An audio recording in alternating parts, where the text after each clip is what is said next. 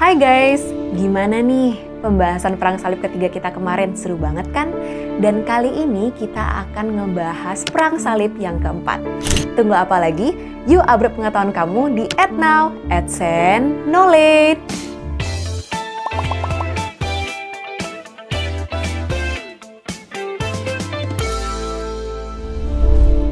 Dalam perang salib sebelumnya, seperti perang salib pertama, perang salib kedua, dan perang salib ketiga, umat Kristen terlibat dalam usaha militer untuk merebut atau mempertahankan tanah suci, terutama Yerusalem, dari kekuasaan kelompok Muslim. Namun nih guys, perang salib keempat memiliki ciri khas yang sedikit berbeda. Meskipun tujuan awalnya adalah merebut kembali Mesir dan Yerusalem, tetapi dalam praktiknya, tentara salib terlibat dalam berbagai konflik yang lebih dipengaruhi oleh masalah politik dan ekonomi daripada motivasi agama. Mereka terpaksa bekerja sebagai tentara bayaran untuk memenuhi hutang mereka dan juga melayani berbagai bangsawan yang memiliki konflik teritorial dengan tetangga mereka. Setelah periode relatif damai yang mengikuti gencatan senjata selama perang salib ketiga sejak tahun 1192, Paus Innocent III memutuskan untuk mengeluarkan panggilan untuk perang salib yang baru atau perang salib keempat di tahun 1199. Tujuan utamanya sendiri adalah merebut kembali Mesir dan Yerusalem. Awalnya nih guys, panggilan ini tidak berhasil menarik perhatian para raja Eropa karena mereka terlibat dalam konflik internal dan pertikaian politiknya masing-masing. Namun, seorang pendeta bernama Fulco dari Neuilly berhasil meyakinkan tentara salib untuk bergabung dalam perang salib yang baru. Ia adalah seorang pengkhotbah karismatik yang mampu mempengaruhi banyak orang untuk berpartisipasi dalam perang salib. Fulco ini dikenal karena keahliannya dalam berbicara di depan umum dan menginspirasi semangat perang salib di antara pendengarnya. Nah guys, salah satu tindakan yang dilakukan oleh Fulco pada kala itu yaitu mengadakan turnamen atau serangkaian kegiatan seperti pertunjukan seni bela diri di Ypres. Turnamen tersebut menjadi ajang di mana ia dapat meyakinkan para bangsawan dan kesatria untuk bergabung dalam perang salib. Beberapa pihak mulai menunjukkan simpatinya, termasuk dukungan Pangeran Theobald dari Champagne. Setelah Theobald diangkat menjadi kepala pasukan, banyak bangsawan dari berbagai wilayah Eropa, termasuk Inggris, Prancis Utara, dan Belanda yang lalu bergabung dengan pasukan tentara salib. Pada tahun 1201 sampai 1202, pasukan Kristen mulai bergerak menuju Tanah Suci melalui jalur darat. Namun, kesulitan di jalur darat menyebabkan tentara salib akhirnya memutuskan untuk menggunakan jalur laut. Setelah sampai di Venesia, Doge Enrico, pemimpin Venesia saat itu, membuat kesepakatan dengan pemimpin pasukan salib yang bernama Boniface dari Montferrat. Awalnya nih guys, tujuan utama perang salib yang direncanakan adalah untuk merebut kembali wilayah-wilayah yang dianggap suci di Timur Tengah, seperti Yerusalem dan Mesir dari kekuasaan Muslim. Namun, dengan kesepakatan yang dibuat antara Doge Enrico dari Venesia dan pemimpin ekspedisi Boniface dari Montferrat, tujuan perang salib diubah menjadi hanya untuk merebut kota Zadar.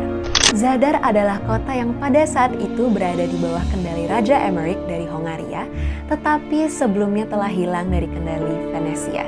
Kesepakatan tersebut menetapkan bahwa tentara salib akan membantu Venesia merebut kembali kendali atas Zadar dan bukan langsung menuju ke Tanah Suci seperti yang direncanakan sebelumnya.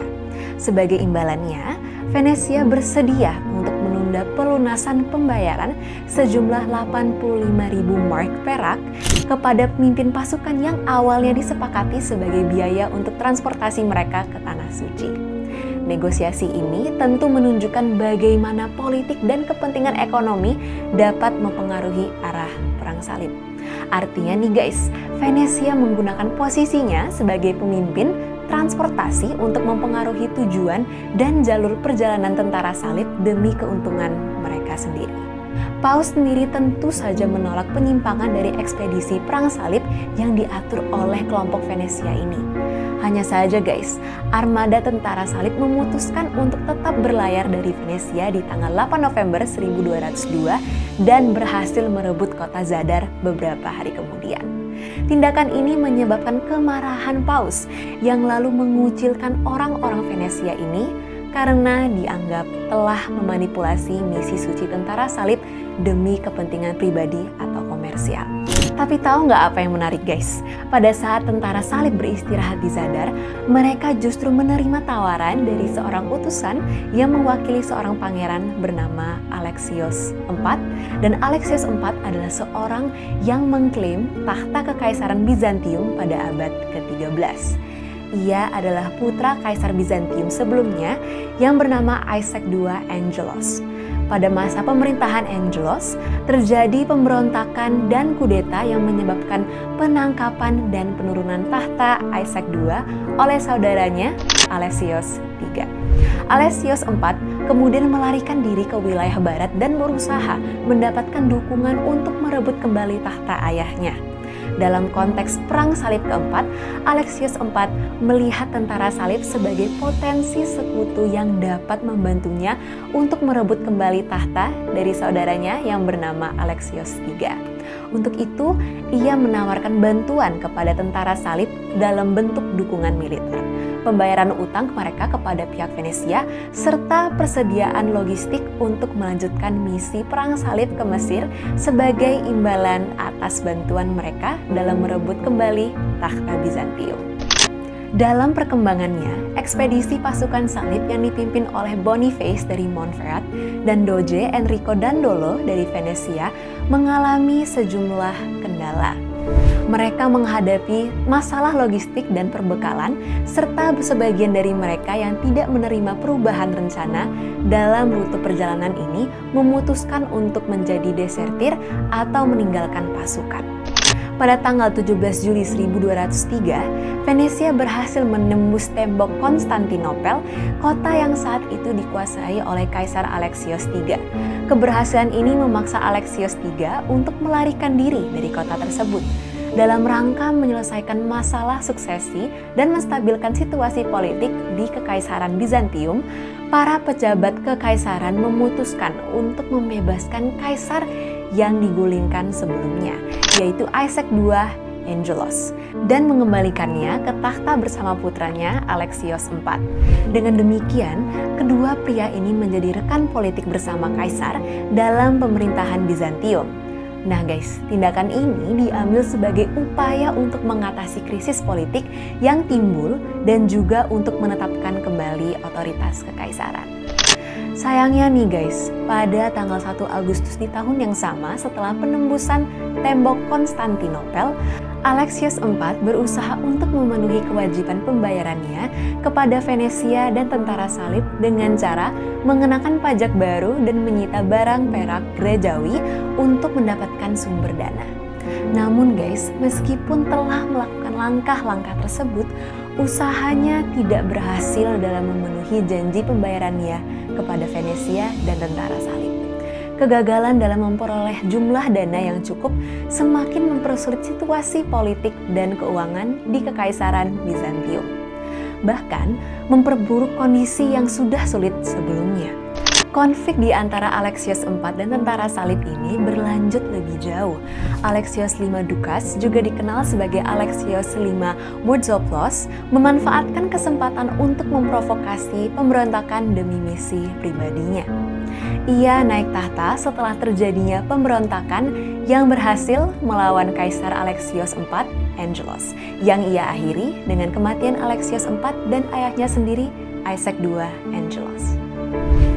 Pasca kematian Alexios IV dan ayahnya Isaac II, terjadi serangkaian peristiwa tragis di Konstantinopel.